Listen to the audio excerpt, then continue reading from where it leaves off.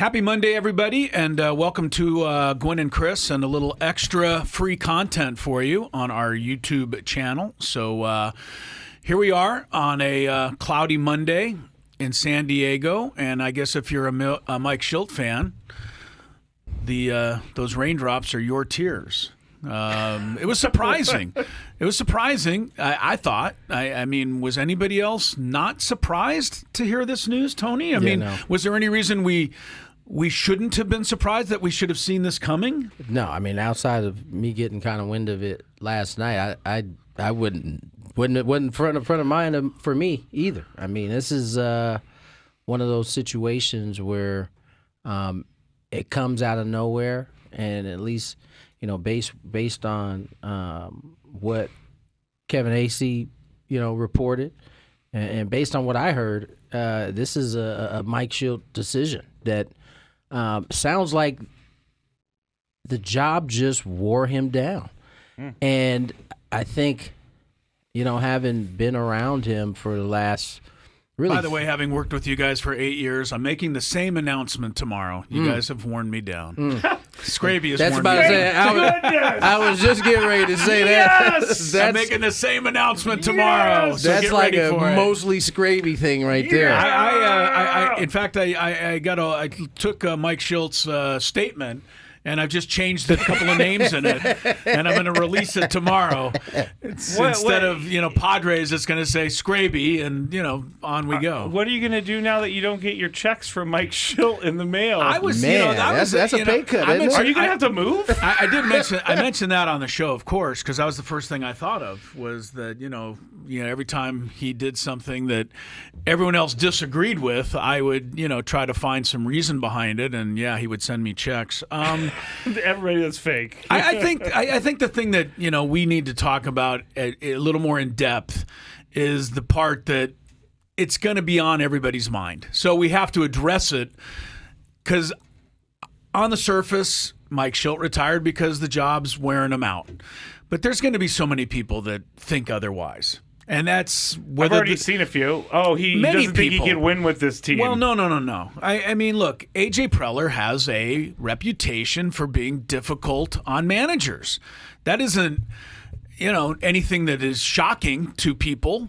The whole Bob Melvin thing ended because apparently those two guys couldn't see eye to eye. The question as to whether A.J. meddled too much in things was on a lot of people's minds then.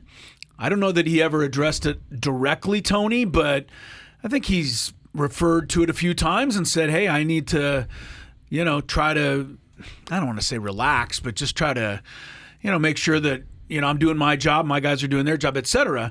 So some people are going to think this. And I'm not saying yes or no. So right you're or wrong. saying that they're going to think that the problem is there was friction between the two. There was friction between A.J., his analytic world, Mike Shildt, old school manager world, even though I think Mike Shildt does almost everything to the analytics. So how do we address this? And some people aren't going to be appeased. They're going to think this no matter what is said. Yeah, we're not talking about that. Right. Listen, I think first and foremost, there's a misnomer that A.J. is this analytic cat. He really isn't. I mean, I think he considers analytics a part of the tools that they use to try to go win ball games just like everybody else. And that's really where everybody is with it in baseball. I think in terms of whether that was the reason why Mike retired, I don't get that. I spoke with him last night, as I mentioned on the show, and,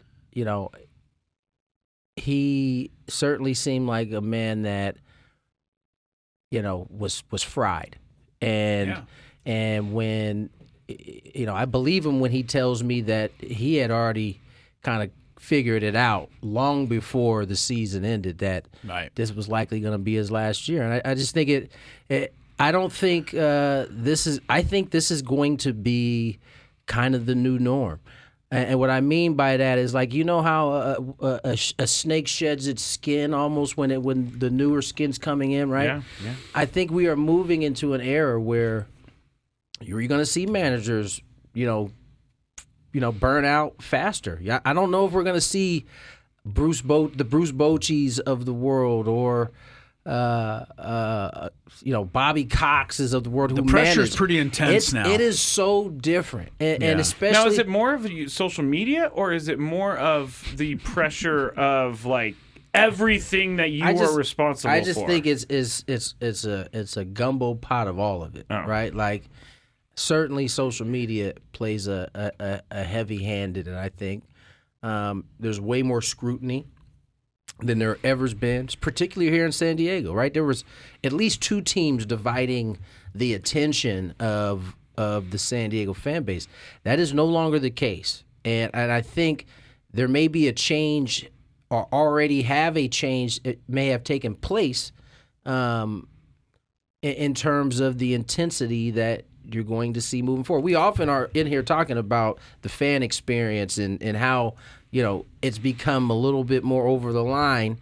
I think that is just a kind of a trickle-down effect of all of it, right? It bleeds into the coverage. It bleeds into perspective. And I think that makes it heavier as a manager now. I mean, everybody will say, well, I mean, man, it's not L.A., it's not New York.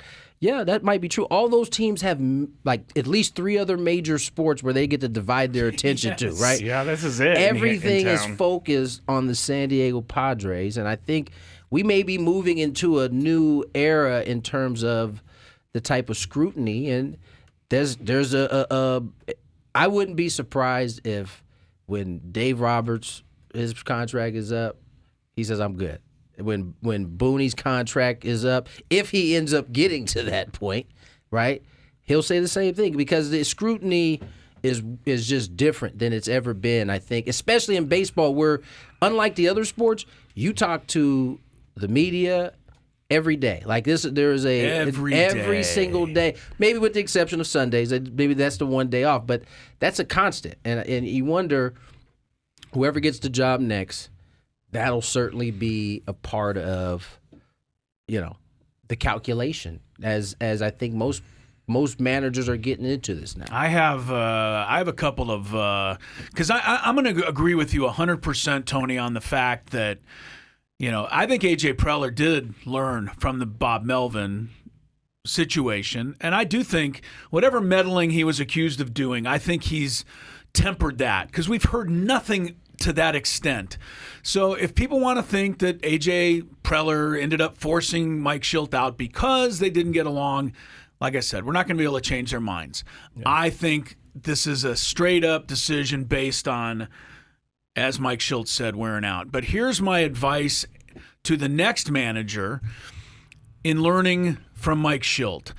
I believe, looking back on this, now that I've had a minute to digest this thing, correct me if I'm wrong, Tony, Mike Shildt is a guy that actually wears his heart on his sleeve to a certain extent. And he cares what people say. He reacts to certain questions and certain, things that people might bring up, and what are they getting at. I believe that when he's away from the media, I think this stuff aided him a little bit, probably too much. And I look at Dave Roberts, because you mentioned Dave, and I don't think Dave Roberts cares what anyone thinks. And I don't know that in order to be a manager for any length of time now, that isn't the way you have to be, because so many people are commenting on everything you do. I've seen a little bit of baseball media shift. And it's not just the Padres, it's all baseball media. But there are a lot of questions now that are coming from the fans, which I don't think there's anything wrong with that. But it's like the flavor of the day. When Ryan O'Hearn, I can remember, and he wasn't in the lineup, we had AJ Cassavell asking him that. And it was a fair question, totally fair question. But I feel like a lot of it now is social media oriented. Like, why am I asking this question? Is it because I believe that Ryan O'Hearn should be in the lineup? Or is it because my readers want to know why Ryan O'Hearn is not in the lineup? And I've seen that switch all over baseball. It's all about the viral clip. And I'm not saying that AJ Cassavell is trying to go viral. I'm just saying that these reporters are taking their leads on what they need to write about from the people that are reading, which are fans. I mean, I think it all has some connection to it in some way, shape, or form. I don't know if it's as direct as that, but I mean, I just certainly think that plays a part in it. I think, but Chris is right. I think there is a certain type of, I guess, personality trait, maybe. that you have to have. I care a lot. I'd never make it. Like out of me the first too. week. Me too. Right? I'd be like, oh, that's it. I'm out. Can you think of a current manager that would be a good example of someone? Yeah, Dave Roberts. He doesn't I seem think to care. Dave cares more. Oh, he fights back, but I don't think he cares once he leaves. Okay. That's my thing on Dave Roberts, because, I mean, he's under he's under so much more criticism than we ever even think of every time the Dodgers lose 2 games. I mean, Brian Snitker stepped down this year after a tough year, but it wasn't like they were going to oust him. Yeah, I mean, listen, I don't know. I think you get. I mean, let's not forget, Mike's been in the game for at least 30 plus Yeah, right. years. This isn't his right? second Like, year. You know, at some point, maybe you just get to a point where that's not a thing you want to consistently deal with. You know, Yeah. I think ultimately, and that's what it sounds like. You know, that's what it sounds like in his letter that he wrote. Mm-hmm. That, you know, I think he just has gotten to a point where enough is enough. Listen, that doesn't mean this is the sole reason. I mean, like I said, there's a gumbo pot of a whole bunch of things that probably affected his decision. You said that he knew this coming down the stretch of the season. Like, that's got to be tough, having this in your mind the entire time and trying to manage through the playoffs and everything, and then ending the way it is, knowing that this is your last season. Yeah, I mean, I think that's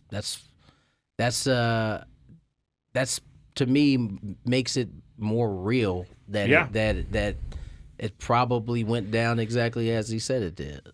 All right, people want to know who we think the next manager is going to be. So we took a shot at it on the air. Let's take a minute to dive just a tad deeper into this. Is Bruce Bochy really a realistic option? Let's ask that before we go anywhere else. Personally, I don't know that you can count anybody out. I just think that